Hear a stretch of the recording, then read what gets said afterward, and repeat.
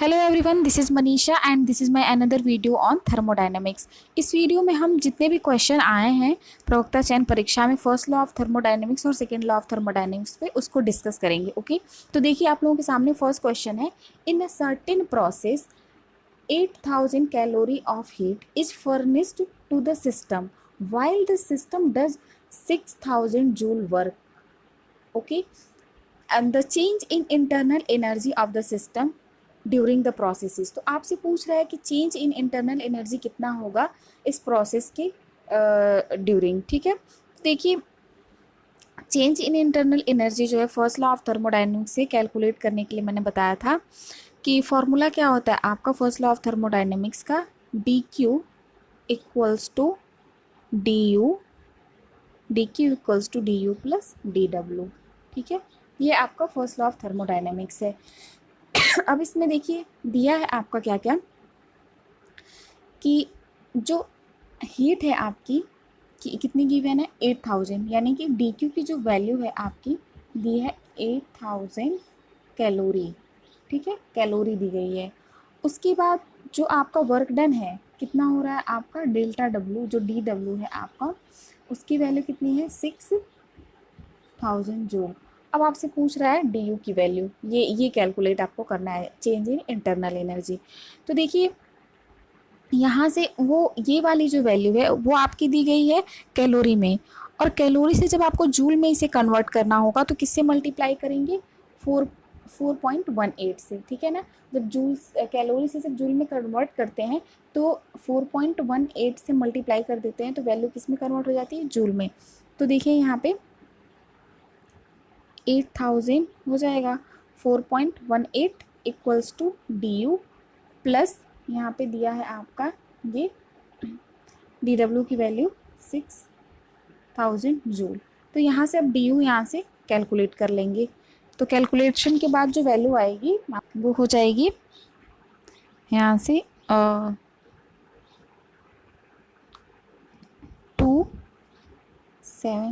27.5 kilo joule. Okay, तो ये आपका हो जाएगा चेंज इन इंटरनल एनर्जी। ठीक है, और अब देखते हैं नेक्स्ट क्वेश्चन। ये जो भी क्वेश्चन मैं करा रही हूँ वो सभी क्वेश्चन जो है वो एग्जाम में आए हुए हैं। ठीक है, देखिए नेक्स्ट क्वेश्चन है आपका, देखिए नेक्स्ट क्वेश्चन है the concept of internal energy was introduced by. Option आपके गिवन है the zeroth law of thermodynamics, first law of thermodynamics, second law of thermodynamics, Rayleigh Jeans law. तो देखिए जो कंसेप्ट है इंटरनल एनर्जी का वो कहाँ से आया है आपका फर्स्ट लॉ ऑफ थर्मोडायनेमिक्स से। देखिए फर्स्ट लॉ ऑफ थर्मोडायनेमिक्स क्या कहता है, heat given to the system वो कहाँ कहाँ चली जाती है इंटरनल एनर्जी को इंक्रीज करने में और जो भी वर्क डन होता है उसमें। ठीक है, तो ये देखिए ये है आपका फर्स्ट लॉ ऑफ थर्मोडायनेमिक्स। तो जो इंटरनल एनर्जी ये डी यू का कंसेप्ट कहाँ से आया है आपका फर्स्ट लॉ ऑफ थर्मोडायनेमिक्स से। Then option B will be correct. Okay, अब देखिए नेक्स्ट क्वेश्चन है आपका, देखिए नेक्स्ट क्वेश्चन है the internal energy of an ideal gas is a function of only its. Option given है आपके volume, pressure, temperature, pressure and volume both. तो मैंने आपको लास्ट लेक्चर में बताया था कि जो आइडियल गैस की इंटरनल एनर्जी है डी यू इक्वल्स टू क्या होती है M C we D T. ठीक है, N C we D T मतलब M C we D T जब ये सॉलिड लिक्विड गैस सबके लिए था N C we D T. तो यहाँ से जो मैंने बताया था आपको कि इंटरनल एनर्जी जो है आइडियल गैस की वो डायरेक्टली किसके प्रोपोर्शनल है यहाँ पे डीटी के, यानी कि टेम्परेचर के। तो किस पे डिपेंड करती है, केवल और केवल टेम्परेचर पे। ठीक है, यहाँ से देखिए जो इंटरनल एनर्जी है आइडियल गैस की वो किस पे डिपेंड करेगी, ओनली ऑन इट्स टेम्परेचर। तो ऑप्शन आपका सी जो होगा वो करेक्ट होगा। और ये क्वेश्चन जो आपका है 4 से 5 बार एग्जाम में आया है। ठीक है, तो इसको थोड़ा ध्यान दीजिएगा। अब देखते हैं नेक्स्ट क्वेश्चन जो है आपका, देखिए क्वेश्चन है 1000 gram of ice of 1000 gram ice of 0 degree Celsius is converted into water at same temperature, the change in entropy is. और उसके बाद आपका लेटेंट हीट ऑफ आइस दे दिया आपका 80 कैलोरी पर ग्राम। आपसे पूछ रहा है एंट्रोपी में चेंज कितना आएगा। तो देखिए सेकेंड लॉ ऑफ थर्मोडायनेमिक्स में मैंने बताया था change in entropy equals to d q by t. Okay, लेकिन यहाँ पे डी हीट तो दिया नहीं है, आपका लेटेंट हीट दिया है, ठीक है, और मास दे दिया है। तो जो ये लेटेंट हीट है, सॉरी डी क्यू जो है, डी क्यू इक्वल्स टू होता है m into l, where l is latent heat. ये फॉर्मूला होता है हीट का। हीट कैसी होती है? मास और लेटेंट हीट का मल्टीप्लिकेशन। ओके, तो देखिए यहाँ से जब आप इस फॉर्मूले में इसे पुट कर देंगे, और जो टेम्परेचर है यहाँ पे ध्यान दीजिए, टेम्परेचर डिग्री सेल्सियस में दिया हो, आप इसे केल्विन में कन्वर्ट कर लेंगे। तो 0 डिग्री सेल्सियस इक्वल्स टू आपका होता है 273 केल्विन। ओके, तो ये हो गया आपका टोटल कन्वर्जन। अब यहाँ से देखिए वैल्यू पुट कर दीजिए m l in divide by t, delta S equals to 1000, l की वैल्यू जो आपकी दी है 80 कैलोरी पर ग्राम, और टेम्परेचर जो है आपका 273। जब आप इसे कैलकुलेट करेंगे तो उसकी वैल्यू आ जाएगी 293 कैलोरी पर केल्विन। ओके, तो ये हो जाएगा आपका चेंज इन एंट्रोपी। अब देखिए नेक्स्ट क्वेश्चन है आपका, देखिए the mass of a sample of a gas 0.01 kilogram and CV specific heat at a constant volume CV is given 0.2 calorie kilogram per kilogram per degree Celsius for this gas.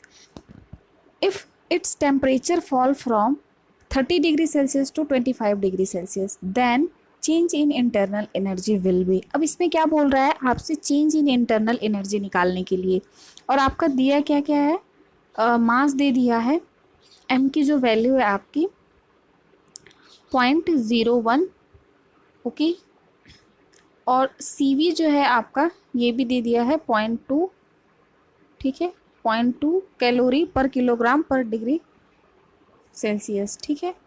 अब देखिए change in जो temperature है, जो false हो रहा है temperature from 30 degree Celsius to 25 degree Celsius. Okay, तो यहाँ से जब आप चेंज इन टेम्परेचर निकालेंगे डेल्टा टी, तो आपका हो जाएगा 30 degree Celsius minus 25 degree Celsius, तो ये वैल्यू आ जाएगी आपकी 5 डिग्री सेल्सियस। ओके, अब आपको क्या निकालना है? Change in internal energy. तो देखिए मैंने गैस के लिए बताया था in general formula in term of mass, du equals to m C we D T, ठीक है। और ये फार्मूला जो था सॉलिड लिक्विड गैस सबके लिए वैलिड था। तो मास यहाँ से अगर आप निकालेंगे du की वैल्यू, तो मास आपका दिया है 0.01, और ये CV की जो वैल्यू है 0.2, और डेल्टा टी जो डिफरेंस आया चेंज इन टेम्परेचर में वो है आपका 5 डिग्री सेल्सियस, ठीक है। तो चेंज इन इंटरनल एनर्जी जो आपकी आ जाएगी वो कितनी आएगी? यहाँ से चेंज इन इंटरनल एनर्जी आपकी आ जाएगी यहाँ से 0.01 multiplied by 10 to the power 3, ठीक है, 0.01 multiplied by 10 to the power 3। Okay, अब देखिए इसको, अब ये वैल्यू आपकी किस में दी गई है? कैलोरी में दी गई है। यूनिट सबकी देख लीजिए, यहाँ कैलोरी किलो, हाँ एक चीज़ ध्यान दीजिए, यहाँ पे CV की जो वैल्यू है वो किलो कैलोरी में दी गई है, ठीक है ना। जो ये CV है आपका 0.2 kilo calorie per kilogram per degree Celsius. तो यहाँ से जो ये वैल्यू है 10 to the power 3 kilo calorie, मतलब कैलोरी है तो 10 to the kilo calorie 10 to the power 3 हो जाएगी वैल्यू, ठीक है। तो अब ये जो value I change in internal energy, ये आपकी आई है कैलोरी में। अगर आप इसे जूल में कन्वर्ट करना चाहेंगे तो क्या करेंगे? 4.18 से मल्टीप्लाई कर देंगे, तो आपकी वैल्यू किस में कन्वर्ट हो जाएगी? जूल में, या फिर 4.2 इन जनरल हम लिख देते हैं।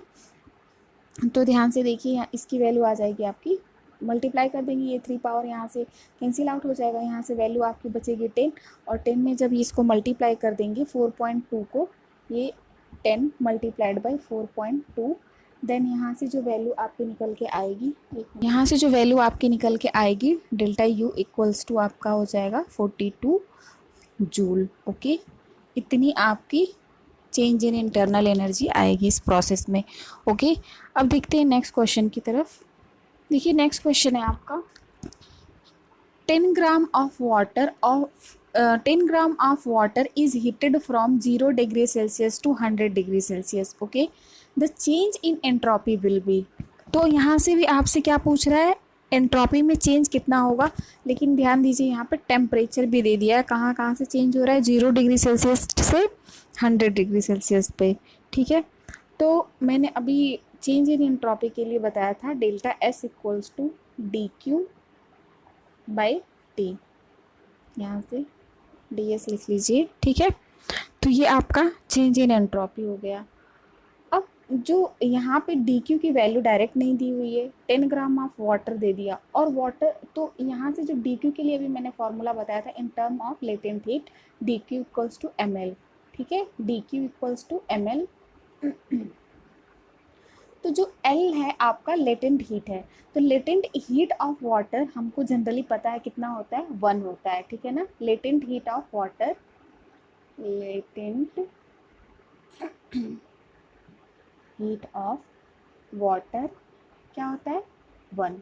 ठीक है, तो यहाँ से अगर हम वैल्यू को पुट करते हैं इस इक्वेशन में, d S equals to m L by T. ठीक है, एम एल बाई टी। तो यहाँ पे एक चीज़ ध्यान दीजिए, जो टेम्परेचर है आपका चेंज हो रहा है, कांस्टेंट नहीं है, वो चेंज हो रहा है 0 डिग्री सेल्सियस से आपका कितने डिग्री सेल्सियस तक, 100 डिग्री सेल्सियस तक। तो ये वाला जो क्वेश्चन है आप, ये जो है वो टेम्परेचर जो है वेरी कर रहा है, तो इसलिए आप क्या करेंगे, ये डी एस तो हो गया, एम जो है आपका कांस्टेंट है, ठीक है, ग्राम में दिया गया है, और एल जो है आपका 1 हो जा रहा है, लेकिन जो टेम्परेचर है वो क्या कर रहा है, वेरी कर रहा है। तो यहाँ पे जब वेरी कर रहा है तो हम क्या करेंगे, इंटीग्रेट कर देंगे इसको। ठीक है ना, तो जब डी एस को आप इंटीग्रेट करेंगे इस पूरे इक्वेशन को, तो जो कांस्टेंट वैल्यू, जैसे एम जो है वो कांस्टेंट है, एल जो है आपका ये 1 है, ये भी कांस्टेंट है, चेंज क्या हो रहा है, टेम्परेचर, और वो कैसे है, 1/T के फॉर्म में। देखिए यहाँ से आप इन दोनों वैल्यू को बाहर निकाल दीजिए तो 1/T बच जाएगा, और यहाँ पे क्या लिख देंगे आप, dt। लेकिन टेम्परेचर चेंज कहाँ से कहाँ तक हो रहा है, 0 डिग्री सेल्सियस से 100 डिग्री सेल्सियस तक। अब इसे आपको क्या करना है, केल्विन में कन्वर्ट कर लेना है। तो लोअर लिमिट आपकी जब केल्विन में कन्वर्ट करेंगे 0 डिग्री सेल्सियस को, तो ये हो जाएगा आपका 273, और जब 100 डिग्री सेल्सियस को कन्वर्ट करेंगे तो 273 प्लस 100। ठीक है, तो आपका हो जाएगा 373, तो अपर लिमिट हो जाएगी आपकी 373। ओके, 373। अब सिंपली क्या करना है आपको, इंटीग्रेशन करना है। ठीक है, सिंपली इंटीग्रेशन करना है, तो यहाँ से हो जाएगा आपका जब ये डेल्टा एस आप निकाल रहे हैं तो ये फर्दर आपका ये हो जाएगा